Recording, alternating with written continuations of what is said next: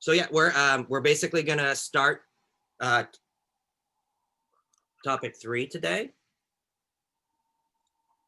Materials are posted online. So I'm just gonna share my screen.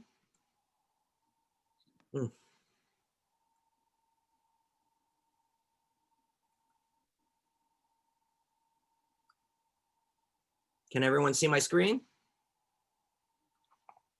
All right. Before we get started on stuff, I just want to give a big picture thing, because this is like, this topic, we're only doing an 80-20 on the topic because we're doing it this week, right? So it's today's lecture and Thursday's lecture.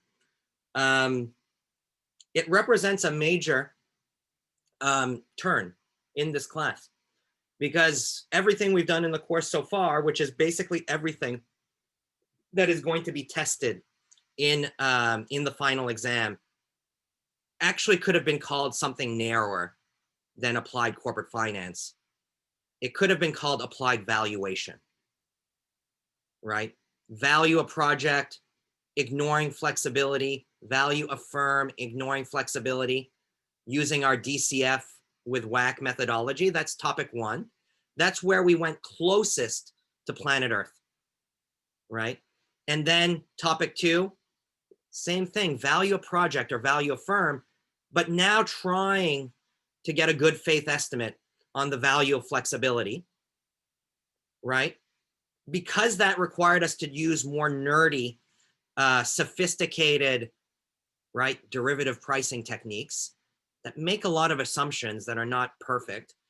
We also acknowledged that when we discussed that topic, we were less close to planet Earth and a little bit more close to planet McGill.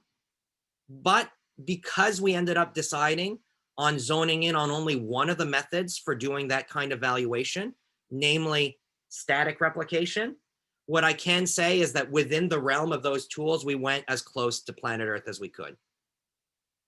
But all of this was valuation.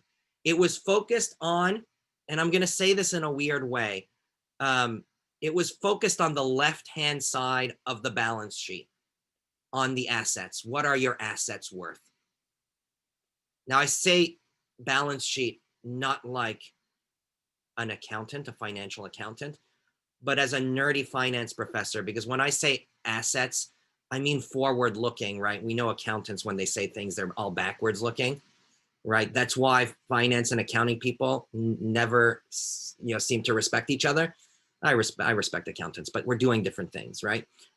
When I'm talking about a balance sheet, I'm talking about it in a weird way. But I like to talk about left side and right side of the balance sheet, if only for the fact that in topic 3, we hop on to the other side, which is about the right-hand side of your balance sheet, which we know it's about liabilities and it's about equity. And we're really focusing on liabilities. I mean, in some sense, that's the finance in corporate finance, right? How do you finance yourself, right? You want to buy up all these assets, all these projects, all these companies. Where do you get the money? How does that pie get split across different types of securities? And the simplest version of that question is the, sometimes people call it optimal capital structure. Sometimes people just call it leverage or optimal leverage, right?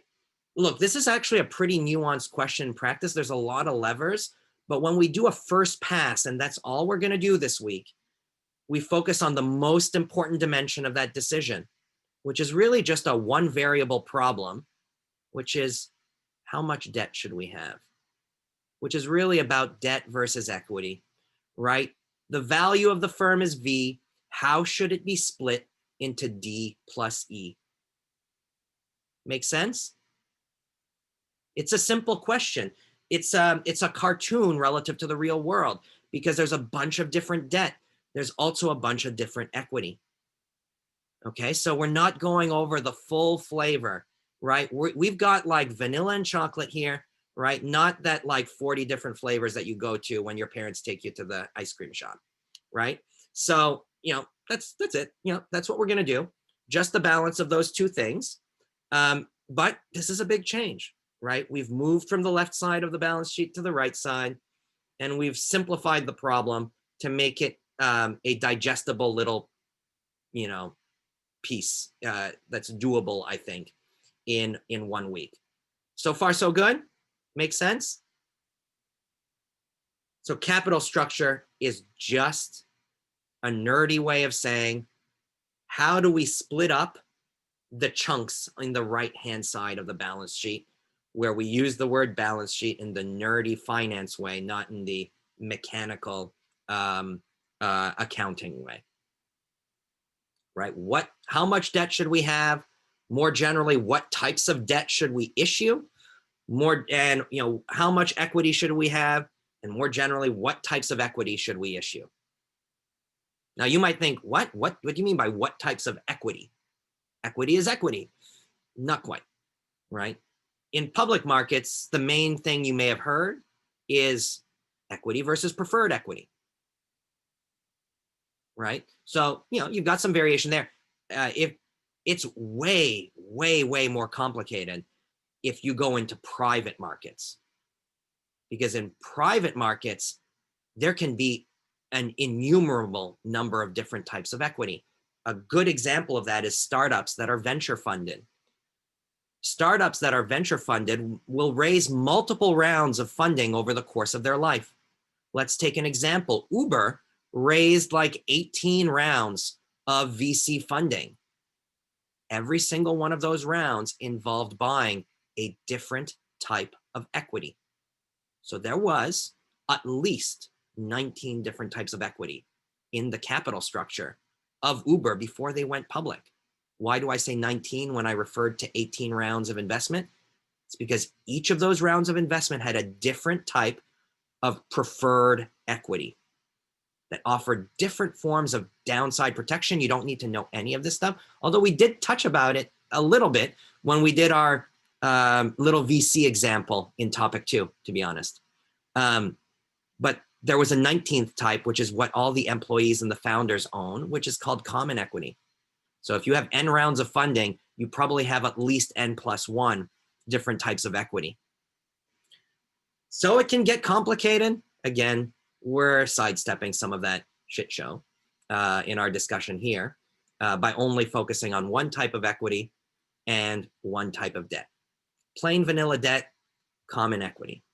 Sound good?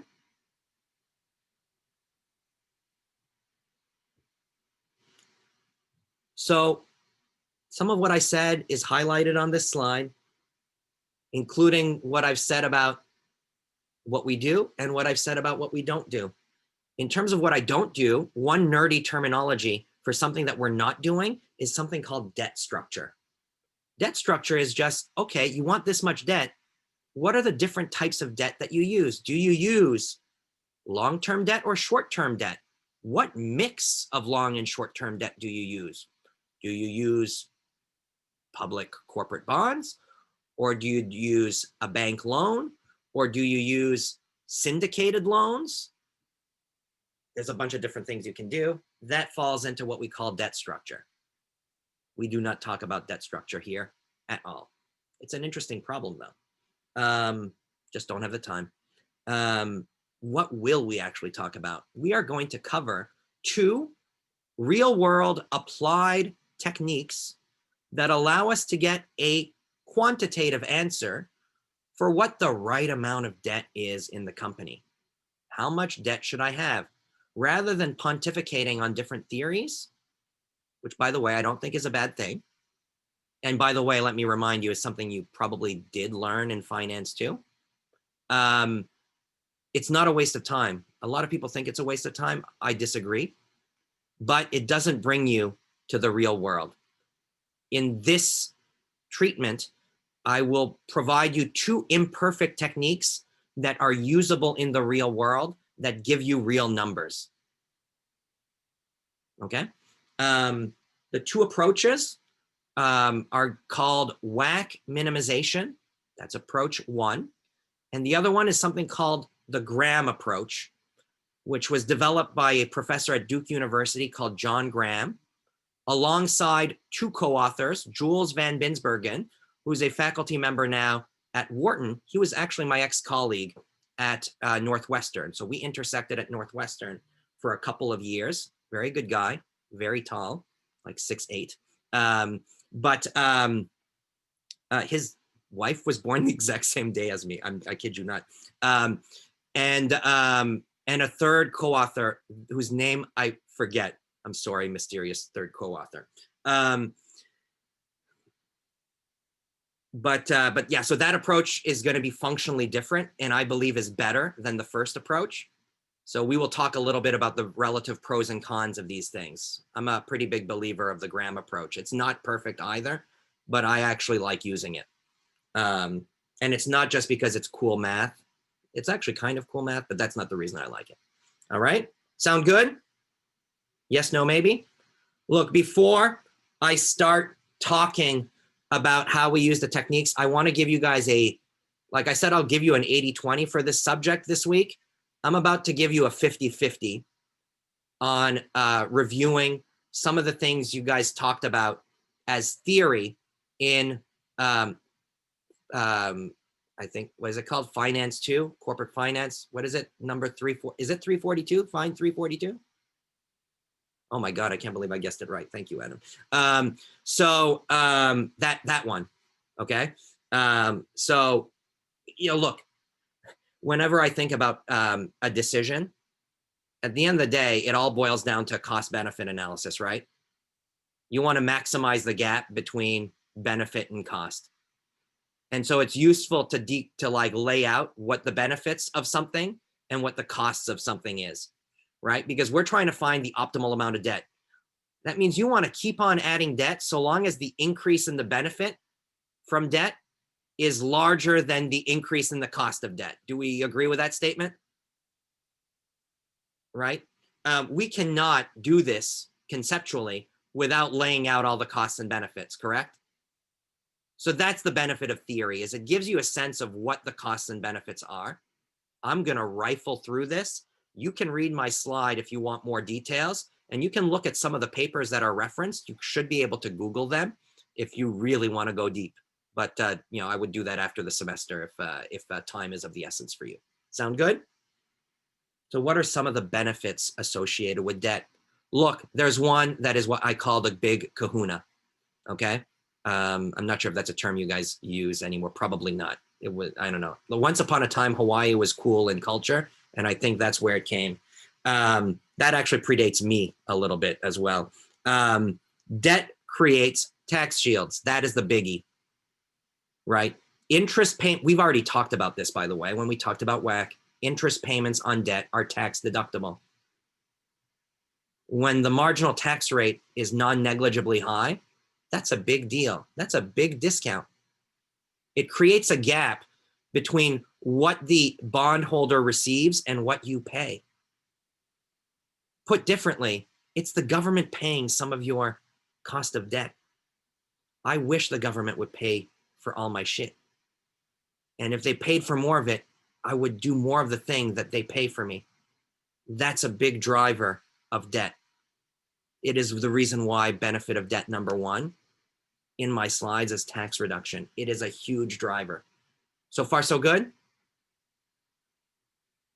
Honestly, if that wasn't there, the amount of debt we would see on this planet would be way lower. I am sure of it.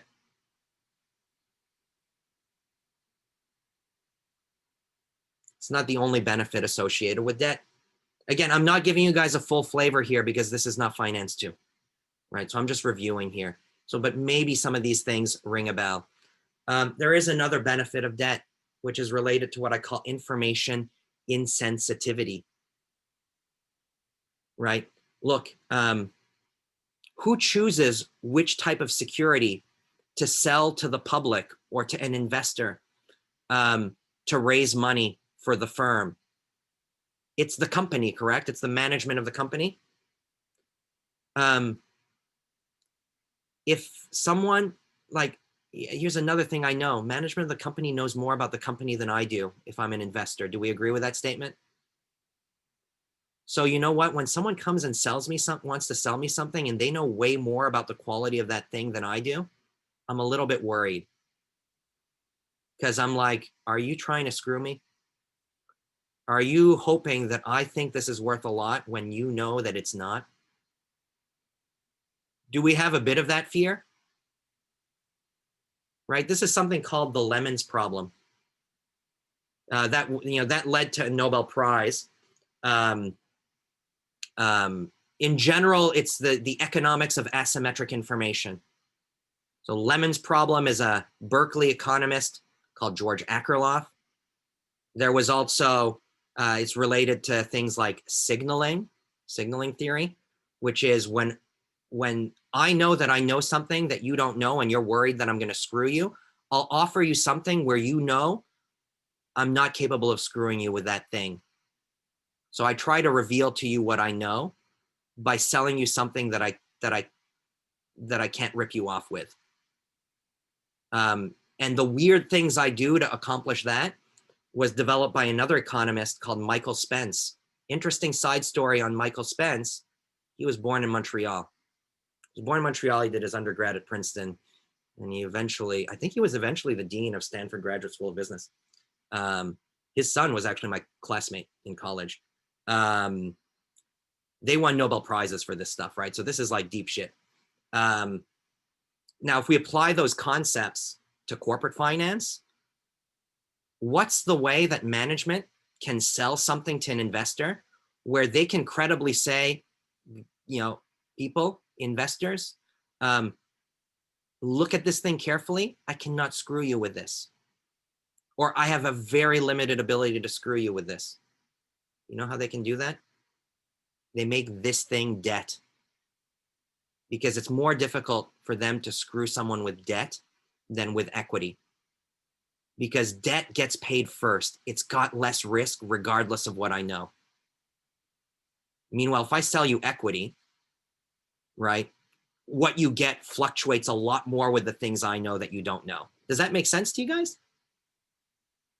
That is a fundamental benefit of debt, is when I come to the market and say, buy my debt, the market is less worried that I'm trying to screw them.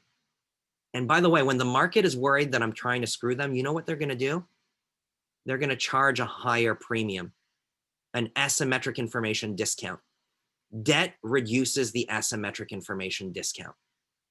And this is related to a variety of things. It's related to, there's a nerdy math model about it. It's actually the model, believe it or not, that made me decide to become a financial economist. It's a 1976 Journal of Finance paper by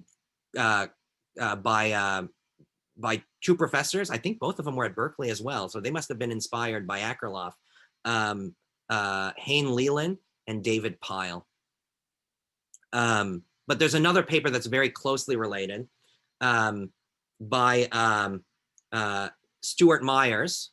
And also he wrote another paper called Myers with a co-author, Maljouf. I always have difficulty saying that other person's family name. Stu was a faculty member at MIT while I was a PhD student there. Really brilliant, intuitive economist. But he developed something called the pecking order theory.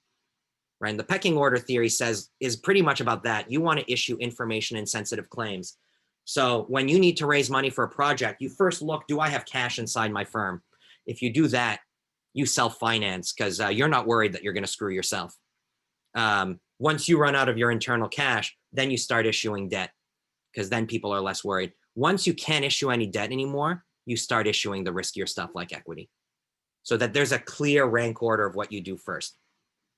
But all of these are pointing to the same big picture thing, which is that there's information benefits because of the insensitivity of debt to issuing debt. So far, so good, right? I don't need any math to be able to model it, though I could go real nerdy and put in a bunch of math here. You don't believe me? Go see the 1976 Leland and Pyle paper. That's what we call low-tech math, and it'll look pretty sophisticated, I think, to most people. Not done with the benefits. There's another one. It's the last one that I'm going to emphasize here. It's the last one that I view as being material, which is managerial discipline. Now, this is a little bit tricky because, this is about incentives, and debt is an interesting thing. In some ways, it looks like it gives good incentives. In other ways, it looks like it gives bad incentives. It's kind of depends on which angle you look at it. So right now, I'm just looking at it from the angle of good incentives, and I'll revisit and look at the bad incentives a little bit later on. But what's a good incentive in terms of managerial discipline for debt? And here I just, look, this is not the full flavor, but I want to give I think a very nicely illustrative example of where debt actually creates good incentives. And this is a specific type of company. It's a company with a lot of cash or a lot of free cash flow. So a company that's making a shitload of money. There are plenty of stories of companies that making a shitload of money. They don't need to do jack shit in terms of optimizing in order to live the good life. And what do you see management do in companies like this sometimes? Let's buy a corporate jet. Nice expense account. All that stuff. Management can spend a lot of money, especially when it's yours. Not all management, right? Let's be clear. But there are some that do it, right? And so you have some cash cows that become these really bloated organizations, right? Management takes the cash, and instead of giving it as a dividend to shareholders, what do? They start buying other pet projects because you know what? It makes their company bigger.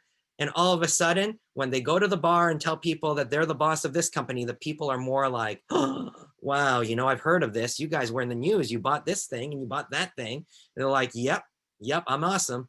There's so many different ways that this can materialize that way. Right? And none of it is necessarily good for the shareholder. Right? I want to build my empire. I kind of like, posting on Instagram on the private jet that someone else bought. How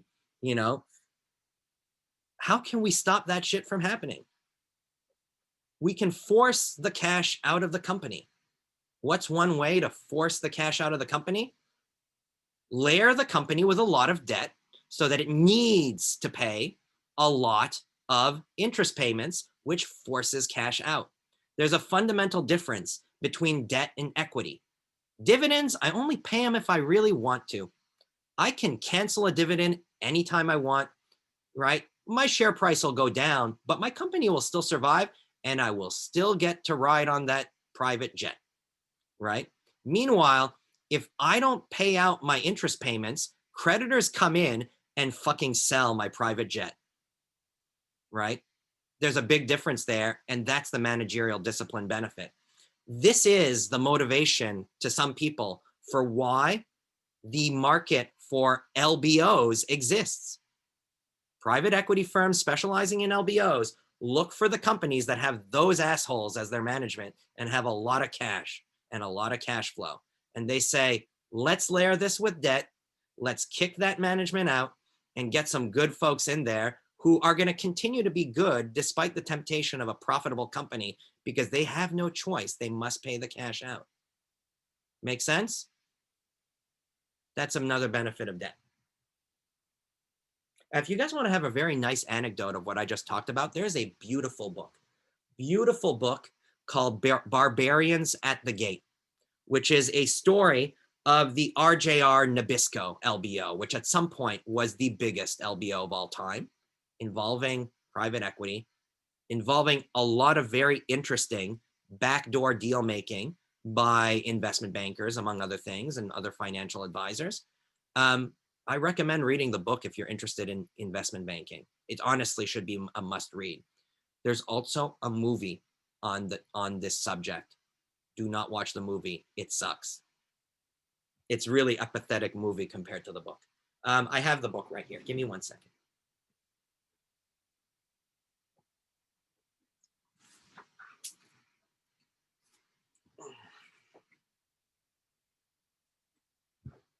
So this is the book.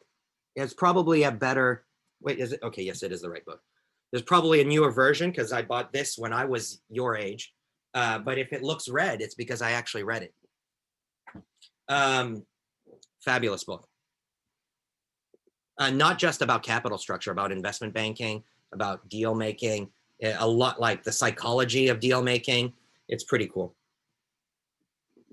Now let's go on to costs of debt, because it's not all good. If there was only benefits of debt, we would have a very easy problem. We would say finance everything with debt. I think we can immediately see that there's some problems with doing that. By the way, you want to talk about problems of debt? I think I had told you guys that I had bid for a house and I came number 2. And I had speculated that, well, I first told you guys that I thought that the people who won were crazy, right? I think I had told you guys that they had made a bid that did not have an inspection requirement, meaning you're buying like a 1 point something million dollar home and you're saying, I don't need anyone to check it out. Not the kind of thing I want to do. And then I speculated that they might be a geologist. Yes, you guys weren't there maybe, but I did. I think I did it. I don't remember if I was pretty pissed off because I had just learned that that had happened. It turns out that they were not geologists. They were, loosely speaking, cowboys. What do I mean by that? Not actual cowboys. I don't know what an actual cowboy is, but basically people that buy things recklessly.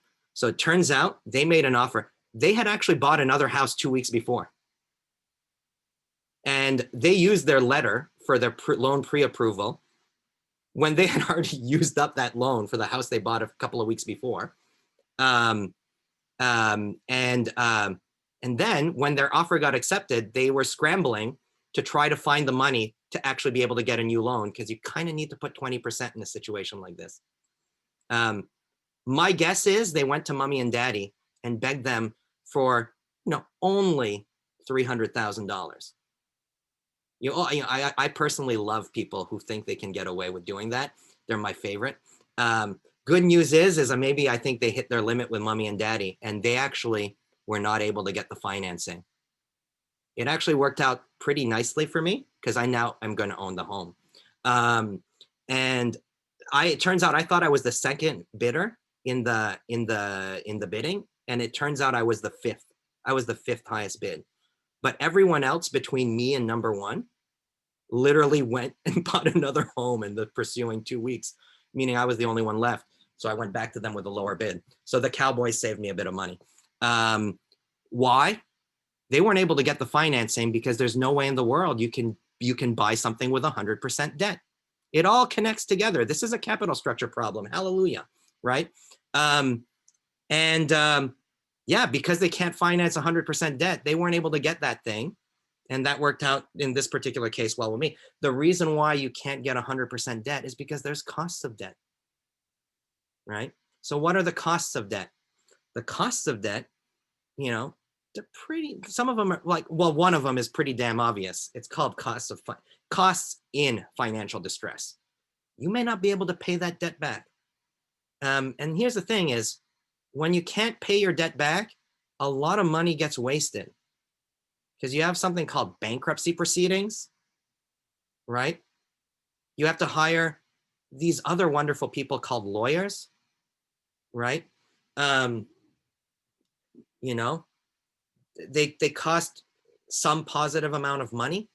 That is money that would not have needed ever to be spent if there was no debt used, because there would have never been any bankruptcy. Do we agree with that statement? So costs in bankruptcy involve destroying value. That is a cost of debt. The more debt you have, the higher that expected cost is, because the more likely it is that bankruptcy will occur. Yes? So that's the first thing. By the way, you can actually do quantitative simulations of this, and this number is actually surprisingly small. So it cannot be the only cost of debt. Because like when you go into bankruptcy, yeah, money is wasted, but it's not like you burn the whole house down.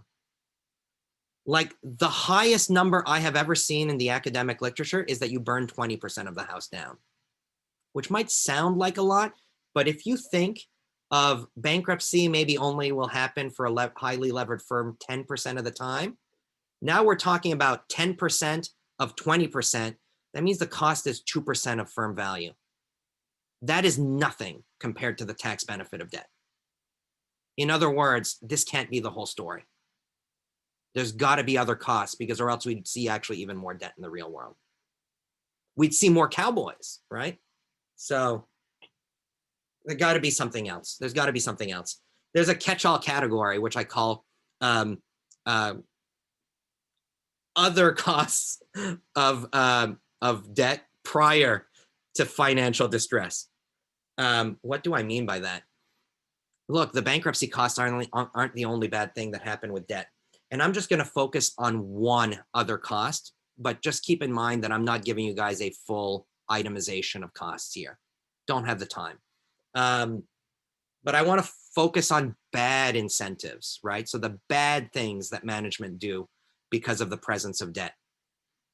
And I'm going to focus on the most famous bad incentive of debt, also established in the 1970s by, at the time, two financial economists at the University of Rochester, Jensen, as in Michael Jensen, he's now at HBS, and Meckling. So they have a Journal of Financial Economics paper where they looked at the bad incentive with of debt, which is something that they called risk shifting. Now, what's the idea behind risk shifting? Well, if we think of debt and equity like a payoff diagram, you can think of equity as a call option on the assets of the firm.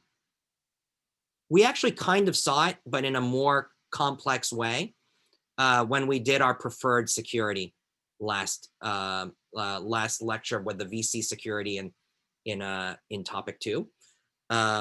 With normal equity, it looks a little bit different, but just you either remember this or you do not from finance 2, which is one perspective on equity is it's a call option on the whole firm, right? It only gets money once debt is paid, but once debt is paid, it gets every extra dollar. So the downside is absorbed by debt. The upside is enjoyed by equity. Equity has a limited downside because it can't be worth less than 0. Why is it important to point this out? Well, if equity is a call option on the whole firm, what do we know about the value of a call as we increase volatility? Does anyone know the answer to that question?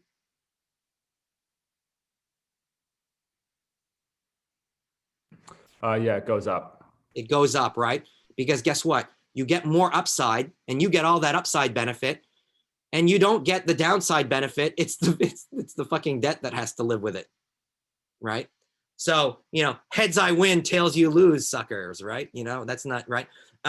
So if I'm doing as management what's best for equity, which I might do because I own some of the equity, I might say to myself, oh man, we look like we could go bankrupt. Let's start betting, doubling down on everything. Because if we turn up heads and we win, we exit distress and we have some equity value. And if everything comes out tails, you know what? We were at 0, we're still at 0. You can see how there's this like gambling for resurrection incentive. That is called risk shifting. And that is what Jensen and Meckling identified as an important cost of debt. Are we okay with this?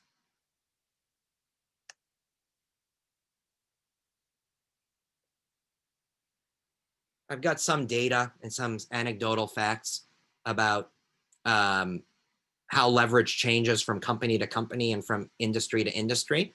I won't get into that here. And then I do this very nerdy thing where I say, hey, if we could quantify all these costs and benefits of debt, right, then we could just say, look, the benefits are a function of leverage. Leverage is this weird looking L here, right? And we could quantify all the bad things of debt as a function of L2. And then we would just take the B function minus the C function, with the benefit minus the cost function, and maximize that with respect to leverage L, right? First order condition, B prime L equals C prime L. Okay, you don't need to know this nerdy math language, but it's like calculus 1, right? We could do that. It would be fabulous to be able to do that, wouldn't it? This is what we call like a math nerd over modeling things, because there's a fundamental problem here, which is I don't know how to fucking measure any of this, right? So we need to find tricks around that. This is not the solution, right? This is the nerdy math solution. And by the way, a lot of the models that you see by academics, which I love those models, by the way, but like they basically do this, right? So it's one of these things, it's nice in theory. It tells you some interesting stories, but it doesn't really help you do it in the real world. So we're going to move away from like theoretical, stuff, and we'll move instead into things that we can do that we hope approximates this, right? But does it in a way where we can actually use real world numbers and get actual answers for L, optimal leverage, in the real world. Now, it's going to be important when we discuss these techniques to actually think a little bit and to acknowledge the fact that the techniques are not perfect. So we'll have something we can use in the real world, but it won't do exactly this. That would be magic, and there's no such thing as magic. So instead, we're going to have a technique. We're going to acknowledge its strengths and its weaknesses. Sound good? We're going to do two techniques. Okay, the first technique, as I said, is WACC minimization. That's what we do today. And then on Thursday, we'll do the second technique, which was the Graham approach. And these are going to be logically very different approaches. Okay?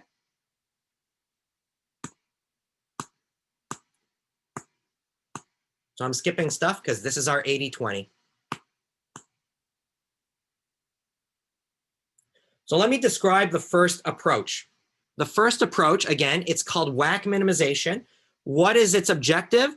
Well, or what is its broad strategy?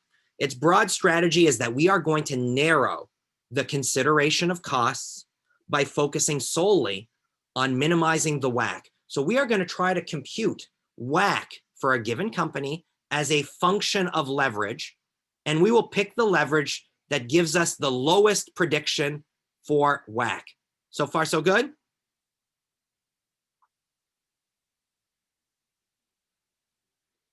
Here's the problem. Our actual goal is not to minimize WACC. It is to maximize value, correct? Minimize WACC and maximize value are not the same thing. Because value, if we just think in our little simple DCF framework, value is the NPV of, in numerator, cash flows, in denominator, WACC. So it is true, holding all else equal, lowering WACC increases value. But the problem is that when we change leverage, we do not just change WACC, we also change cash flows because of some of the costs and benefits of debt. And so when we minimize WACC, we are completely ignoring how leverage changes cash flows. If leverage did not change cash flows, WACC minimization would be the right answer. But because that's not true, minimizing WACC is not doing the perfect thing. So we need to acknowledge that. Sound good?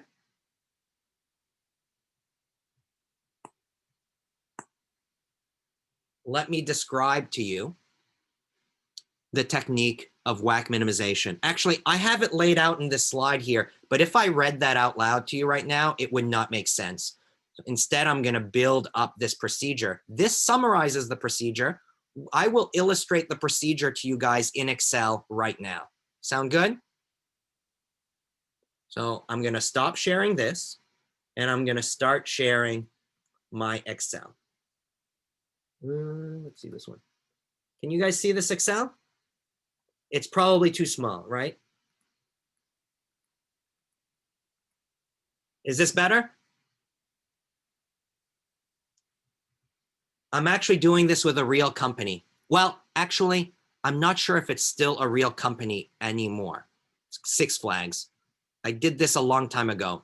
I'm pretty sure they're not doing great at the moment, but like, this was with real world Six Flags data.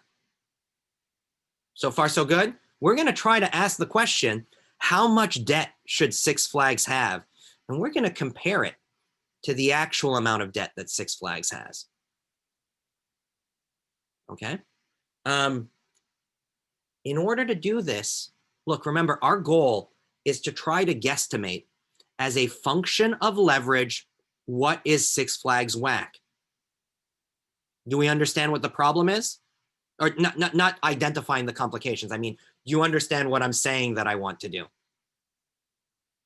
Hopefully we all agree Six Flags is a publicly traded company, so we can go estimate Six Flags' WACC using its current leverage, correct?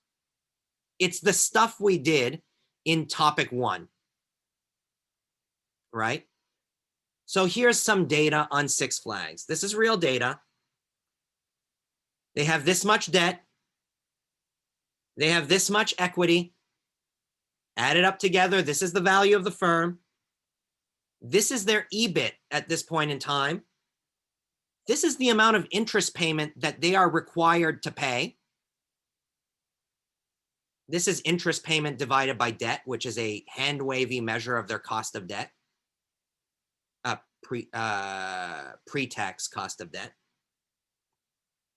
My estimate at the time of the riskless rate is about 2.75%. My estimate of the risk premium is 7.75%.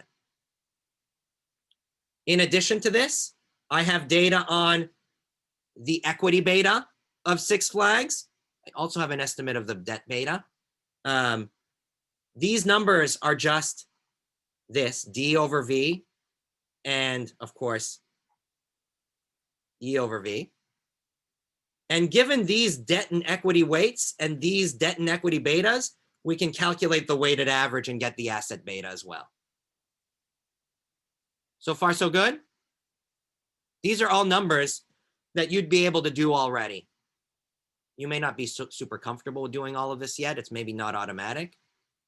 I get it. That's understandable. But this is all doable. I haven't yet to introduce anything new. This is just, with this number. So we can go and calculate this is the current leverage of this company. And we can go and do our stuff and then estimate what the WACC of the company is. And that would be 8.66%. These are all things we have seen an Excel sheet that looks very, very similar to this. It just doesn't have this weird stuff that's in this color, which I'm going to be explaining shortly. Right? But this row right here is what we've done before. The new thing that we're doing is, in addition to answering what is the current WACC of Six Flags, we're going to also answer what if questions, which is, what if instead Six Flags was 20% debt? How would its WACC change? What if it was 10%? What if it was 30%? What if it was, you guys get the point, correct? The thing is, this is what we call hypothetical questions. I would love to be able to answer that question, but I don't live in a version of the world where Six Flags has 40% debt. So I can't directly measure it using what we've already done, because I'm trying to do something in a world that doesn't exist.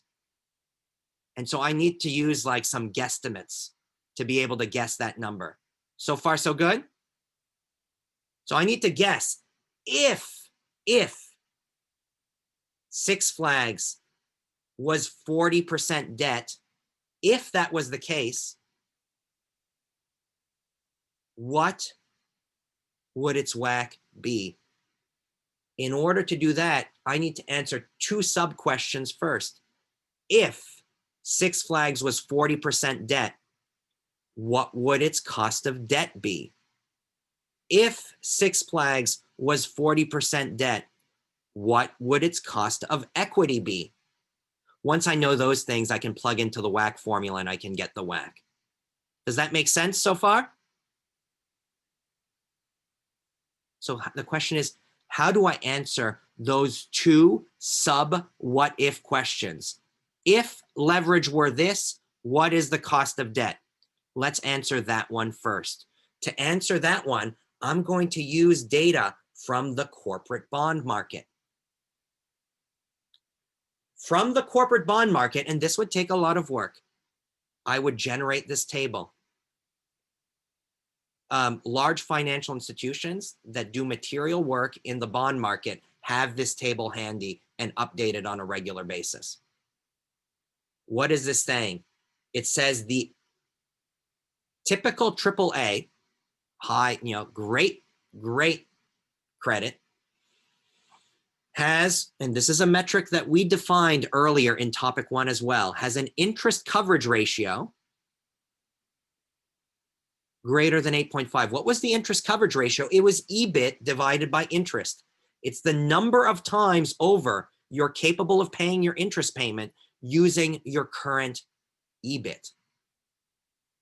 The more times over you can pay it, the more likely you're capable of being able to pay it. That goes without saying. So far, so good? So if you've got an interest coverage ratio above 8.5, you are likely to be AAA, and you're likely to have a spread, a risk premium of 20 basis points. These numbers change over time. So, these spreads are higher when the market is chicken. And these numbers are lower when the market is cowboy. Right? If you've got an interest coverage ratio between 6.5 and 8.5, you are likely to be AA, in which case you've got a 50 basis point spread. Do we get the gist on this table? How can I use this table to answer that first what if question? Well, let's go with 40%. If I was 40% debt, then 40% times my value would mean I have this much debt. So far, so good? Now let's see, can I be AAA? If I am AAA, what would my interest payment be? My interest payment would be riskless rate plus 20 basis points. So my interest would be 2.95% if I was AAA. Do we agree with that statement so far? So my interest payment would be this number. If that was my interest payment, my interest coverage ratio would be this number divided by that number. Do we agree? And my interest coverage ratio would be 1.69. Is that consistent with being AAA? No way, Jose. 8.5 is way bigger than 1.69, correct? So I know I am not AAA. Well, maybe I'm AA. Whoops. If I was AA, what would my interest payment be? It would be 2.75 plus 0.5%, so it would be 3.25%. Whoops, sorry about that. Boom. Let me go back like this.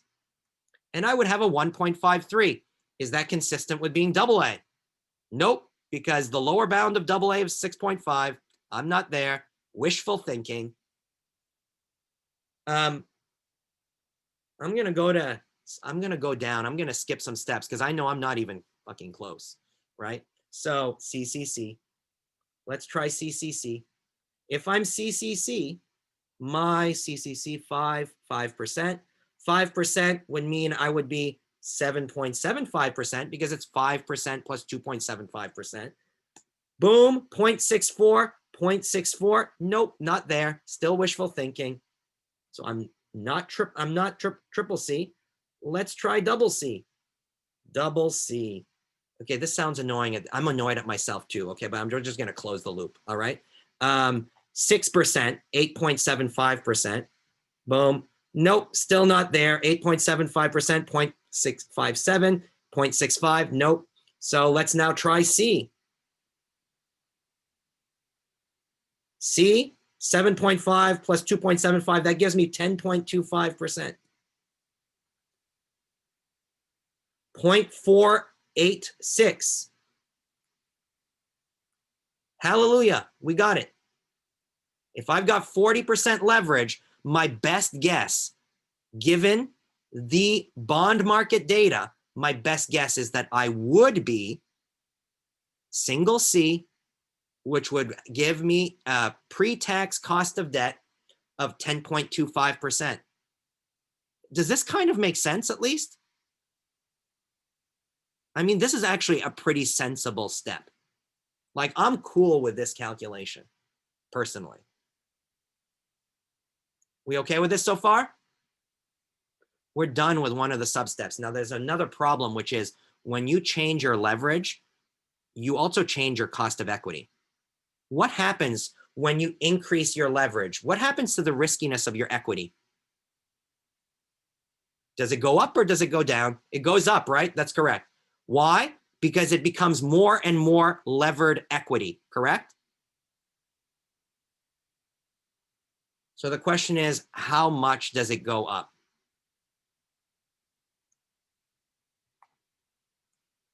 This is where we do a kind of a hand-wavy ad hoc calculation. What I am doing right now, I don't love doing, but this is exactly what practitioners do. Okay? Practitioners try to estimate the levered equity beta of this equity under this new alternative leverage. So let me move back to sharing my slides because I'll show you the assumption that's made in getting this hypothetical beta of equity. I just need to, where? Okay, right here. We use this formula 4 here. We say under the hypothetical capital structure, prime means hypothetical. No prime means the true numbers in our current capital structure. How do we read this formula? Our beta of equity under the new leverage is equal to what? This term here is the beta of assets of our firm right now under its current capital structure. And we subtract from that our hypothetical leverage times our beta of debt. So an implied beta of debt, which we get from looking at what our cost of debt was, and we invert it in the CAPM. I'm being a little bit quick here. So, you know, it may not all make sense. You can look at the details of my formulas in my spreadsheet, but it is all based on first principles calculations divided by 1 minus my leverage, which is E prime over V under that hypothetical leverage level. This gives me my formula for my guesstimate of my levered equity beta under the alternative capital structure. This makes one fundamental assumption. As I change my leverage, I do not change my beta of assets. That's the fundamental assumption in this formula. There's a bit of a problem here, is that that assumption is bullshit. It's bullshit precisely because of risk shifting that we discussed before. Because what do you think will happen to your beta of assets as you increase leverage? It'll go up. Why? Why, Adam? Because inherently that firm just becomes more risky, so we should be compensated more. Yeah, no, let's be clear. It's going to become more risky because managers are more likely to want to gamble for resurrection. So I expect beta of asset to go up when I increase leverage. The problem is I expect it to go up, but I honestly don't have a clue how much it goes up. And without knowing that, I'm guessing. This is a very specific version of that guess. I ignore the fact that it's going to go up and just assume it stays constant. See what I'm saying? Like, if you don't feel comfortable with that, I get it. I'm just telling you this because this is what practitioners do. So far, so good? So we use this formula. Now I'm going to go back to sharing my spreadsheet.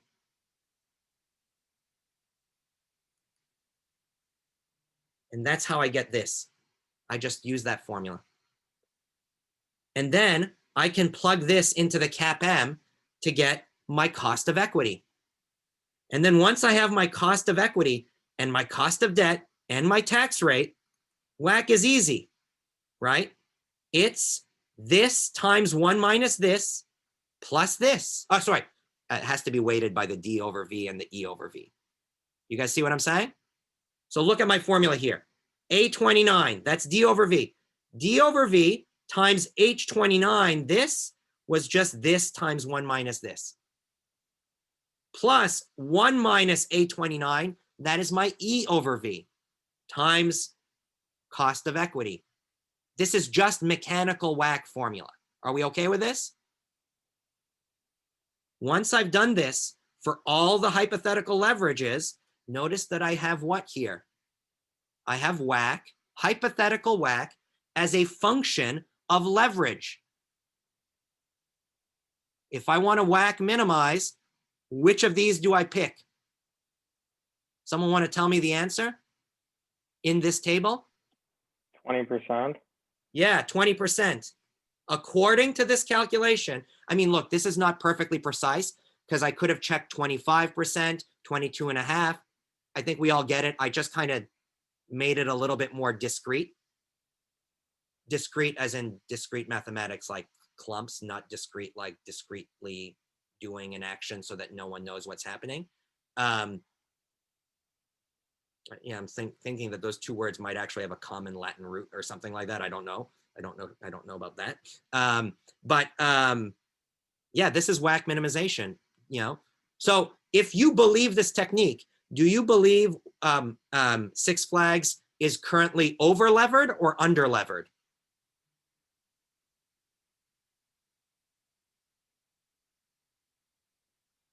Should they reduce their debt or should they increase their debt?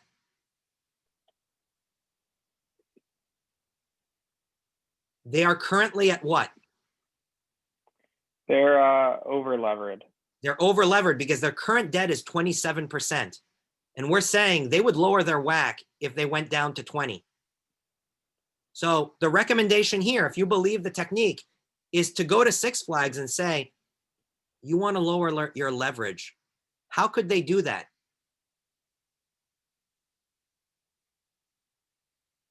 There's a few different ways, by the way. By issuing equity and buying back debt and then paying off debt. 100%. So Adam has said the quickest way that you can do it, which is, you know, because look, there's another way, it's slower, which is, you know, as you get profits, use all of it to repay some debt. But that'll take time. Adam is less patient than that, and that's a good thing in this case.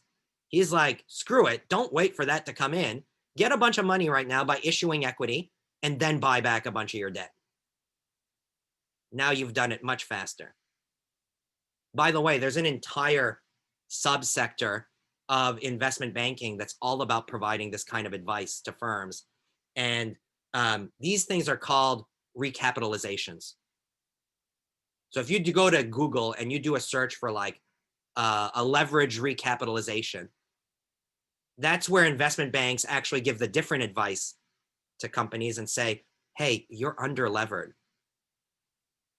Issue some debt and buy back some equity. There's an entire industry in that in technology investment banking because a lot of technology companies have very low leverage. One of my friends is an MD at a Bay Area investment bank, and that was how they got most of their money for like a 3-year period when tech IPOs were kind of on the low. Tech IPOs doing well this year for, you know, reasons related to the frothy market. But, you know, if you look at over the last 5 years, there were some years where like tech IPOs, I think there was one year, I don't remember which year it was, the entire US tech industry that was venture backed generated one IPO the whole year. Can you imagine if that's all Goldman, Morgan Stanley, Merrill Lynch, Credit Suisse, that's all they've got to kind of feed themselves with? No, they got to find other ways. Leverage recap is one of the ways, right? So there's other things that they did. Private IPOs. Private IPOs is a soft term for things like mega late stage private rounds. You start to understand, like the whole business makes sense when you really kind of get into these details. But yeah, in this particular case, the advice, again, it's naive advice a little bit because we've established that there are some assumptions that are unrealistic in this exercise. The two most important ones were that we don't believe the beta of equity formula because we believe in things like risk shifting. That's one problem. Then the other problem was we don't believe that WACC minimization is equal to value maximization. Because when you change leverage, you don't just change WACC, you change cash flows. So you change the numerator of the NPV formula. And that, fucks with the advice, the validity of the advice, right? So those are problems. We got to acknowledge them. Now, just because there are problems doesn't mean we give up on the exercise, right? Imagine if everything in life involved saying, this is imperfect, I'm done. None of us would have grown up in happy families, right? Because I guarantee you all of our parents would have gotten divorced, right? Or worse, right? So I think there's a term, right? Don't throw the baby with the bath. I don't know how it goes, but something along those lines, right?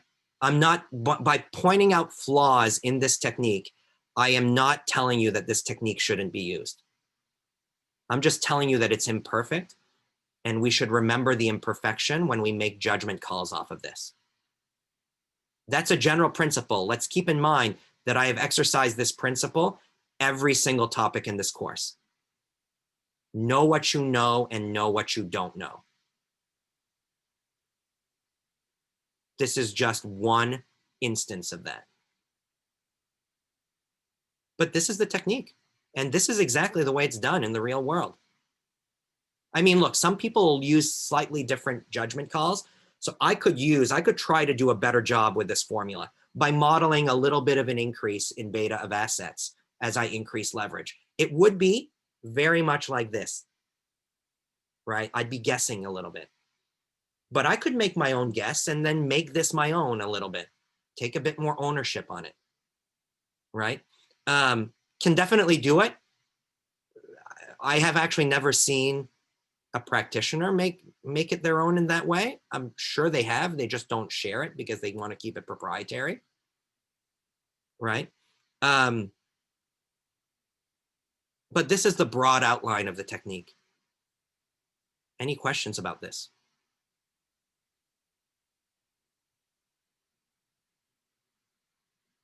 Well, if there aren't, we are done for today. And next lecture, we are going to do the second technique, which is more elaborate, but actually, in my opinion, has fewer pitfalls. I really like this technique for two reasons. One is it has fewer pitfalls. I am more comfortable with it. Two, it's actually also more customizable as a technique. I may not have time to convince you guys of that statement. I may not be able to show you guys how I customize the Graham approach. If I had 2 lectures to do it, I'd be able to do it. But with one, it's a stretch. But there's another reason why I like the Graham approach. A lot of practitioners don't use it yet. Most practitioners use this approach.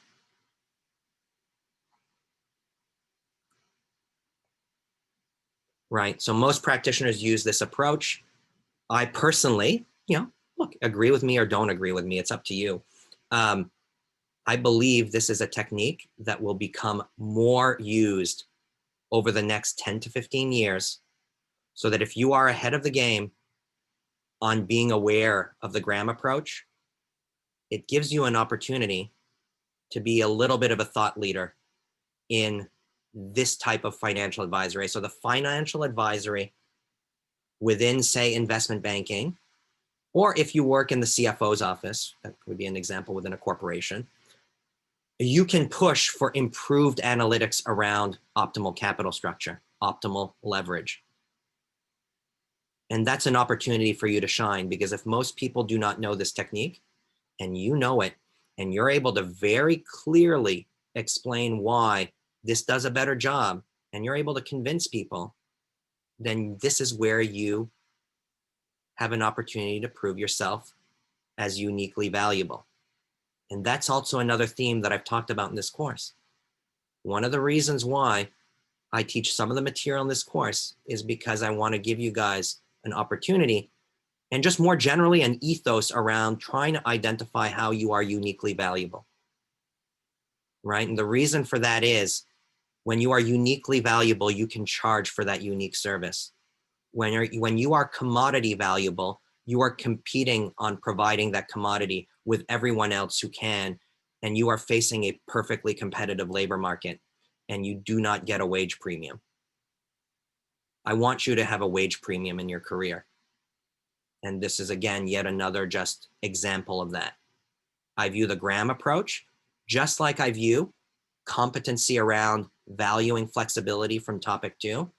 I view those as being the 2 opportunities that seem to be pretty big in my mind of if you're going to go the standard financial advisory route in your career, being uniquely good at doing that allows you to get a wage premium eventually once you're able to convince the market that you deliver that unique value proposition. So, keep that in mind.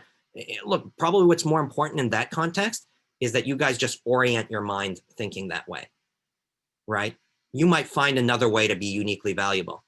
I'm uniquely valuable because everybody loves me. I'm not saying that about myself. That certainly doesn't apply to me, right? But like, if your personality is your unique value prop, that can actually be a good thing, right? If it's that you're super creative and you come up with ideas out of left field all the time that are legit, right? Then nurture that skill, because eventually the market will realize that. So figure out, like, what is my edge relative to other people, and make sure you continue to invest in that and find ways to make the labor market know that you are really good at that without being braggy, right? It's like, I fucking hate it when I like see someone on LinkedIn who their LinkedIn profile says, I'm obsessed with product. Everyone can say that. Like, my son is 4 and he's starting to ask me how to write words. I could probably teach him how to create a LinkedIn profile and write, I'm obsessed with product, right? I don't believe him yet. He has not proved that to me. He's obsessed with superheroes, most of them. So there's a lot of bullshit, right? Like, a lot of people learn the buzzwords, like, oh, I'm obsessed with product, I am customer centric. Like, look, the way you kind of show yourself to be uniquely valuable is not by saying it, it's by showing it. And that actually is more difficult because it requires you to be patient and it requires you to have actual depth, right? And that takes time. So my view is, like, the sooner you start thinking that way, the better off you are. All right. So, I hope you guys keep that in mind. I don't know if it's a little bit annoying that I mention these things, but I mention it because I want you guys to succeed. All right. So, and I think I try to embody those things in the way I deliver at least some aspects of the material in this course. I truly believe that that's important. And the people I love working with the most in the stuff that I do are people who are genuinely thinking that way.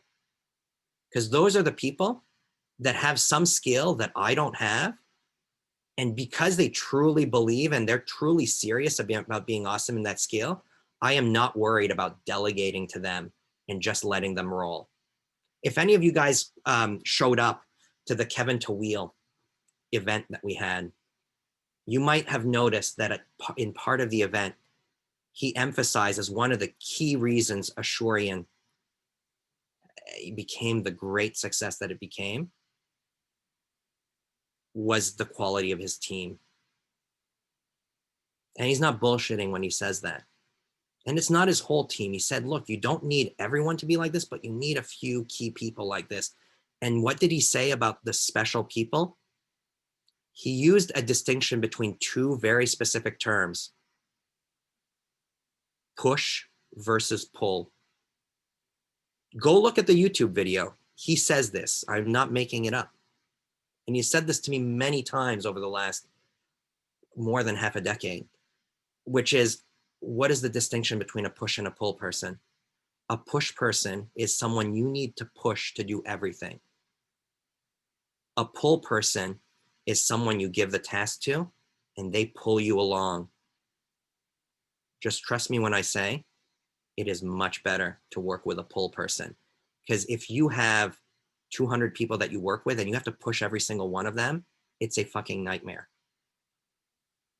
If you have people who are pulling, it's a dream because it makes life so much easier and it allows you to focus on the things you're best at. Right? So maybe this is a broader thing to say. I guess it's close to the end of the semester, so I want to get all these things out of my system with you guys, right?